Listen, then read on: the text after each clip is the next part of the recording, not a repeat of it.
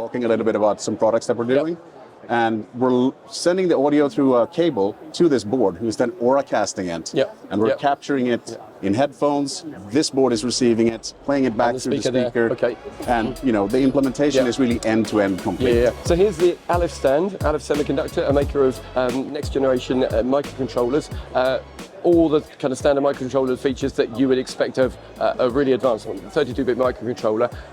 But we've got some interesting AI-based functionality to show here. And Henrik, maybe you could start by showing us what's going on here with this demo. Yeah, I'd love to. Thank you for giving me an opportunity to give you my little spiel here about what we do. So we make next generation microcontrollers, and there's a couple of things in these microcontrollers that are pretty unique. One of those things is that we have added NPUs, neural processing units, next to our real-time cores in order to be able to offload machine learning networks from the core and be able to run them really, really fast. So this is a kind of a hardware element within the chip that is particularly good at running neural networks. So the kind of neural networks that we're talking about, because there are many types, so convolutional networks, I think they're called recurring networks, RNNs, things like that. Essentially, it's a bunch of math, right? And it's a little bit difficult it's not difficult, but it takes time for a microcontroller core to do that much math. And it has to run essentially at 100% utilization throughout all of the math that needs to be done. If you're doing it on the CPU. If you're doing it on the core, And you run it at 100% utilization, that burns a lot of power. And we want AI in things that are battery powered. So one of the demos I have here, it's a bit of a cheesy demo. It's the standard face tracker. So it knows that that's a face. Exactly. So it recognizes a face, which is nice. This is using a YOLO-based model. But the thing is, we made this, so you have added a little board on the back here to measure the inference power consumption. So per inference, it's measuring the power consumption of the microcontroller. And if you look at it, you'll see that it's just 0.8 microjoules per inference operation. So that's essentially the cost that you pay per inference. If I were to run this on a standard microcontroller without this type of acceleration, that power consumption would go up by a factor of between 80 and 100. 80 and 100, that much? Yeah, that's kind of what we're benchmarking when we're turning ours off. It's probably going to be even worse on some of the older generation microcontrollers because we use a lot of other new things in this design as well. So battery life, that is fantastic. Yes. Okay. All right. So just in terms of size, right? So this here on this board, that's the chip that is sitting underneath the screen here, performing all of these machine learning operations. See how small that is? That can fit on really small PCBs and go into really tight spaces. This is a little camera module that a partner of ours had made. It's about 0.9 by 0.9 inches. And this can capture frames and run machine learning on the incoming video data at over 100 frames per second. Okay, that's very good. All right, so that's what a next generation microcontroller can do with something relatively simple like knowing that there's a face. It can do some even more sophisticated stuff than that. Absolutely. So you're going to show us that over here, I think. Exactly. So this knows what is a face. And if you come over here, so this also can recognize a face. Right now it's recognizing your face. So the blue dots are picking out kind of the landmarks on the blue dots my face. are exactly, it's landmarks that it's identifying in your face. And now I can store your face in this application here with a voice command. Up. Yes. So now I've stored a copy of your face. So if I make it look at me, it's going to see that it's a face, it sees my landmarks, but it doesn't match. But then I put it back on you, and it's going to highlight your face in blue because it recognizes you from when I stored you. Absolutely. So for creating a system, for instance, if it's like a gate and you only want a gate to open when somebody who's permitted to come inside shows up in front of the camera, you can do that. And you can combine this with other sensor data as well. If you think about like radar modules, PIR, other types of sensing, and then you can add a vision element to that to make the system even more robust. So, and is this like a really high-end version of the microcontroller that's doing this? Do you need multi-cores of... Well, we have a pretty scalable lineup of parts. So we have some pretty high-performing, in terms of like computational performance, devices.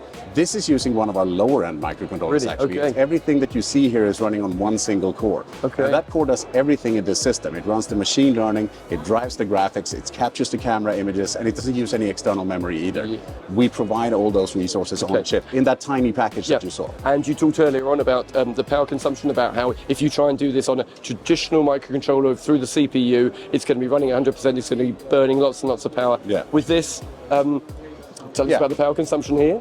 Yeah, I mean, it will be similar to what you saw on the other board. Yeah. Naturally, there's also kind of a system level power consumption to the whole thing. At this, or on that demo that we had over there, we really only measure the inference power consumption. If you put other parts in it, like this one has a display and some other things, they're going to burn some power as well. Of course, yeah. But we give you the ability to tune kind of the power consumption overall from the microcontroller perspective to make it fit the power budget that your application has. So it is AI for battery-powered systems, for small battery-powered systems. It really can be done. Because I mean, if you think about it, there's a lot of dedicated AI modules on the market today that require heat sinks, for instance. And if you want to make a wearable, for instance, that you put on your head, you don't want something that generates that much heat sitting on your face. That's going to be very and you don't want to be carrying a heat sink around either on your head, do you? Yeah. Okay, very good. All right. So here we are. We've got 2 examples of face detection, but your chips can do even more than that. So there's some wireless capability that you're going to show us here as well. Absolutely. So let's step over here, and I want to show you a new product. We announced this back in April. Yeah. The product is called? This is called Balletto. It's a Balletto. new device family that we've come out with. And this is our first wireless device. This is BLE 5.3 capable. Can also do 15.4 communication. And it's based on the Ensemble E1 specification, which means that it has a Cortex-M55. So Ensemble was the product that was doing the face detection that we were seeing earlier on. Correct. Yeah. So this has a Cortex-M55 core, runs up to 160 megahertz. There's 2 megabytes of SRAM. It has 2 megabytes of MRAM. And it also has an optional NPU so that you can run machine learning efficiently inside this BLE device, plus a fully integrated BLE 5.3 capable subsystem.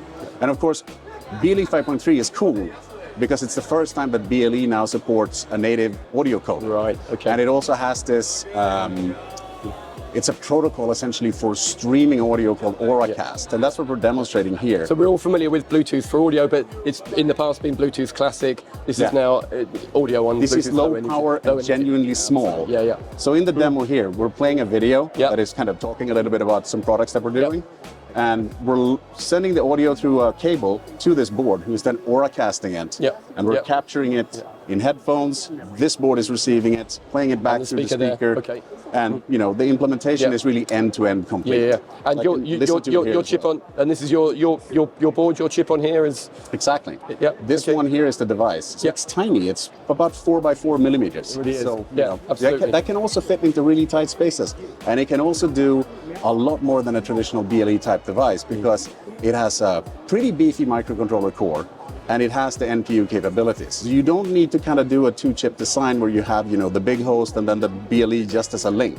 You can integrate everything. Okay, so if you've got the version with the NPU on board, the neural processing unit alongside the microcontroller core, what are the kind of the kind of end product types? We might be talking about anything battery powered, so like earbuds or activity tracking headphones, wristbands or whatever. Wearables, sports type equipment, anything where you want to have that type of personal, close range type wireless communication, and especially if it's battery powered. Yeah, and what can you imagine them doing with the, clearly with the Bluetooth capability that you've got wireless connectivity there, but in terms of the AI capability with the NPU, what kind of things can you imagine them doing in these sort of wearable devices? So if you think about anything that processes audio these days, you tend to have features to try to make that audio clearer.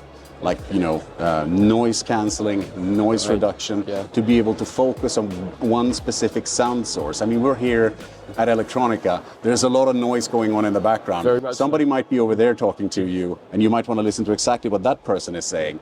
The NPU helps you implement those type of features directly in the BLE device. Very good. Okay, excellent. Well, fantastic. So here we are. We've had a demonstration of face detection, face recognition, and so real AI capabilities, and then the Bluetooth audio as well, all with your chips. Fantastic. Thanks, Henrik. Thank you. Okay.